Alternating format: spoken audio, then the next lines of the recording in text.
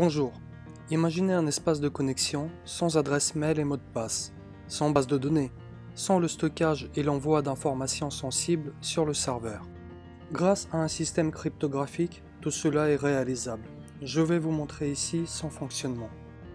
Côté client, un utilisateur entre une phrase secrète. L'application crypte sa phrase en un identifiant public et une clé privée. Seul l'identifiant public est transmis au serveur. La clé privée ou la phrase secrète ne transite jamais par le réseau et reste toujours sur la machine du client. Comment être sûr que c'est bien l'utilisateur qui a envoyé l'identifiant public?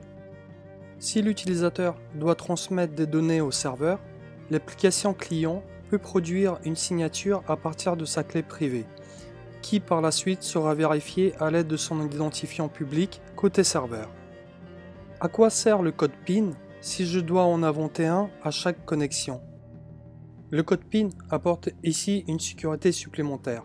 En utilisant un cryptage symétrique, il encode la phrase secrète côté client.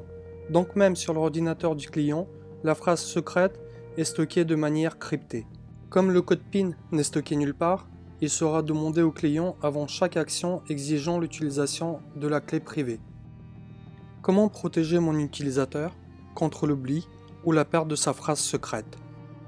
À la première connexion de votre utilisateur au serveur, vous pourriez toujours demander à l'utilisateur un moyen de communication supplémentaire, comme l'adresse mail ou le téléphone.